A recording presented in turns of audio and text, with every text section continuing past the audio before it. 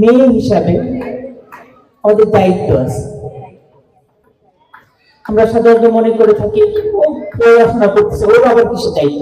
না, আমরা যদি উন্নত বিশ্বের দিকে তাকাই তাহলে দেখা যাবে ছোটবেলা থেকে তাদেরকে কর্মঠ করে তোলা হয়।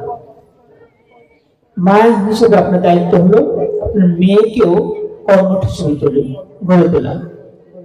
ঘরের কাজগুলো, গোছানোর কাজগুলো, ধোয়া মোছার কাজগুলো, পরিষ্কার পরিচ্ছন্নতার কাজগুলো, এগুলো শেখানো। পরিষ্কার পরিচ্ছন্নতা আর তরুণ শত্রুর ইমান। পরিষ্কার পরিচ্ছন্নতা ইমানের অঙ্গ, অথচ অনেকে এটা নিজের মধ্যে গড়ে তোলে না। গৌরবভাবে সে শিক্ষাটা পায় না। শিক্ষাটা না পাওয়ার কারণে দেখা যাচ্ছে এলোমেলো অবস্থায় জীবনযাপন করা শুরু করে। গুছিয়ে রাখা যে একটা ইবাদত, এটি ইমানের একটা শর্ত, এই জিনিসটা অনেকে জানে না। গুছিয়ে রাখবো কি, ব্যাস রান্না করলাম খেলাম, এরপর গুছিয়ে রাখতে হবে, এটাকে ইবাদত মনে করতেছি না। আমরা যে মানুষ, আমাদের প্রত্যেকটা কাজে ইবাদত। সুন্দর করে গুছিয়ে রাখা এটা একটা ইবাদত। বাচ্চারা স্কুলে যাবে, সময় মতো স্কুলে যাবে, এটা একটা ইবাদত।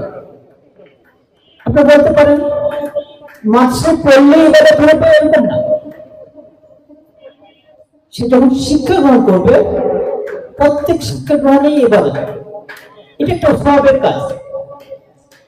মাদ্রাসায় যদি পড়াশোনা করে তাহলে ভালো শিক্ষা পাবে, কিন্তু কোথাও কুশিক্ষা পায়, খারাপ শিক্ষা পায়, সেটা স্কুলে হোক বা যে কোনো জায়গায় হোক, সেটা ইবাদত হবে না। ভালো শিক্ষা যত আছে, যত জায়গা আছে, সবগুলো ইবাদত। এটাকে আমরা সুন্দরভাবে গ্রহণ করতে হবে। বাচ্চাদেরকে আমরা সাধারণত প্রাইমারি শিক্ষা গ্রহণ করে থাকি, এসএসসি পর্যন্ত পড়িয়ে থাকি। এরপরে পড়ানো, সেটা মেয়েদের জন্য উচিত, যদি সে তার সীমা লঙ্ঘন না করে, তার নিজেকে ধরে রাখতে পারে, তার চারিত্রিক বৈশিষ্ট্য যেগুলো আছে সেগুলো ধরে রাখতে পারে, স্বাধীনতা বজায় রাখতে পারে, এবং আমি বলবো পর্দা রক্ষা করতে পারে, তাহলে সে উচ্চ শিক্ষাও গ্রহণ করতে পারে, গ্রহণ করা উচিত।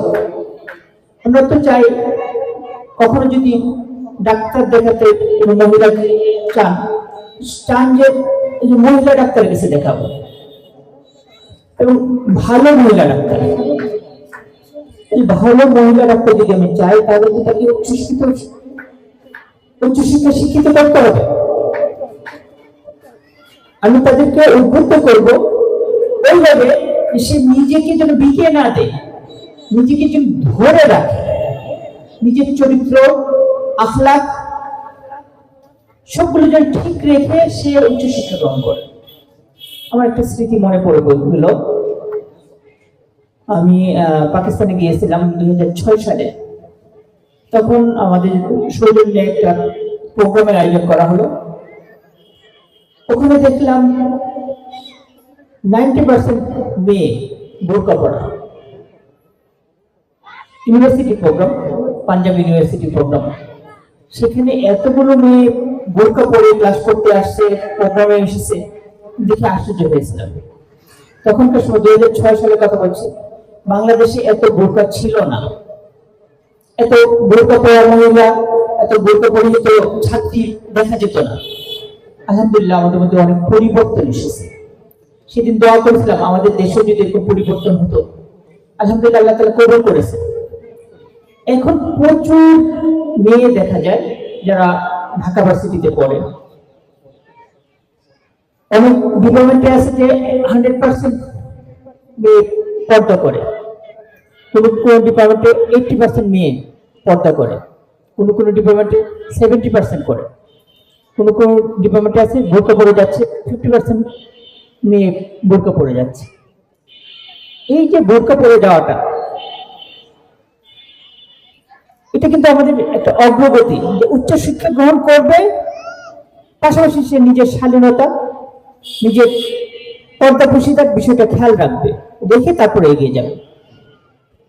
আমি কখনো এটা বলবো না উচ্চ শিক্ষার নামে আমরা বিবাহপনার সাথে জড়িয়ে যাব, উচ্চ শিক্ষার নামে আমরা এখানে ওখানে বসে ডেটিং করব, উচ্চ শিক্ষার নামে মা বাবার আড়ালে আমরা এখানে সেখানে কারো হাত ধরে ঘুরে বেড়াবো।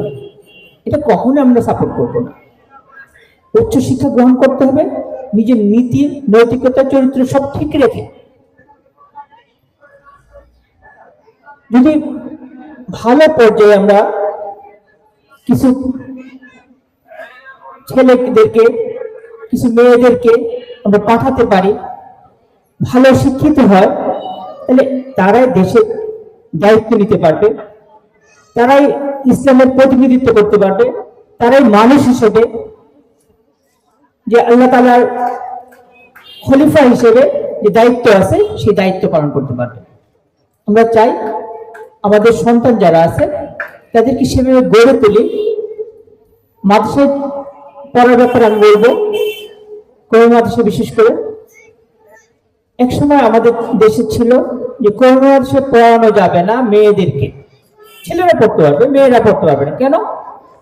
পর্দার সমস্যা হয়, ওখানে 5 রকম মেয়েরা থাকে, উল্টাপাল্টা আলাপ আলোচনা হয়, এর দ্বারা তাদের মধ্যে ভাব গাম্ভীর্যতা নষ্ট হয়ে যায়, অনেক কারণ দেখায়। আলহামদুলিল্লাহ এটা থেকে আমরা বের হয়ে এসেছি। আমাদের এখন মেয়েরা পড়াশোনা করে, দাওরা হাদিস পর্যন্ত পড়াশোনা করে, ইফতা পর্যন্ত পড়াশোনা করে। আমি বলবো ছেলে হোক মেয়ে হোক, পড়াশোনার বয়সটা এরকম যেন না হয় যে অল্প কয়েকদিন পরেই শেষ করে দিলাম। বরং একটু প্রবাদ কথা আছে যে দুনিয়া থেকে কবর পর্যন্ত পড়াশোনা করতে হবে।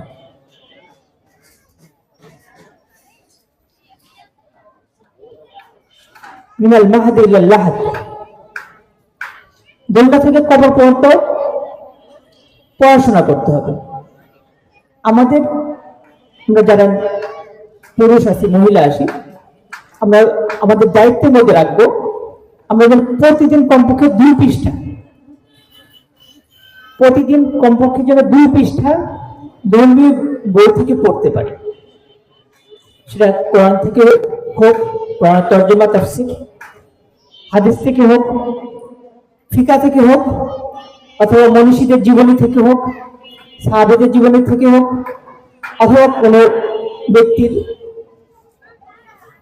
নসিহতমূলক বই হোক বা চরিত্র গঠনমূলক বই হোক, যে কোনো বই থেকে আমরা কমপক্ষে 2 পৃষ্ঠা প্রতিদিন পড়ার চেষ্টা করব। যদি আমরা পড়ার মধ্যে থাকি তাহলে যেটা বলা আছে, কেউ যদি পড়াশোনায় ব্যস্ত থাকে সে তালেবে ইলম হিসেবে আখ্যায়িত হয়।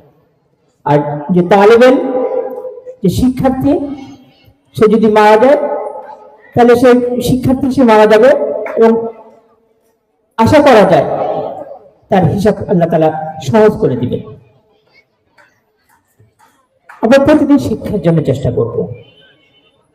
আমরা আমাদের ছেলেদেরকে, আমাদের মেয়েদেরকে, যাদের মেধা আছে তাদেরকে উচ্চশিক্ষিত করার চেষ্টা করব। ফাঁকে আমি একটা কথা বলে রাখি, উচ্চ শিক্ষার সাথে বিয়ের যে বিষয়টা আছে এটা কখনো তাজাদ না, কখনো বিরোধপূর্ণ না। উচ্চ শিক্ষাও গ্রহণ করবে, সময় মতো বিয়ে যদি দিতে হয় বিয়ে দিয়ে দিবেন, বিয়ে করানোর যদি সুযোগ থাকে বিয়েও করায় ফেলবেন ছেলেদেরকে। মেয়েদেরকে যদি বিয়ে দিতে হয় মেয়েকে বিয়ে দিয়ে দিবেন, শর্ত দিয়ে দিবেন বাবা আমার মেয়েটা একটু পড়বে। আপনারা যদি ব্যবস্থাটা করতে পারেন, আমরা চাই আমাদের দেশে উচ্চশিক্ষিত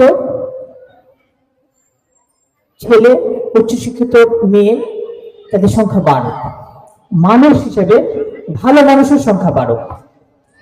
প্রথম যে বলতেছিলাম যে আমরা নারী হিসেবে 4টা স্টেজ আছে। প্রথম স্টেজটা হলো মেয়ে হিসাবে,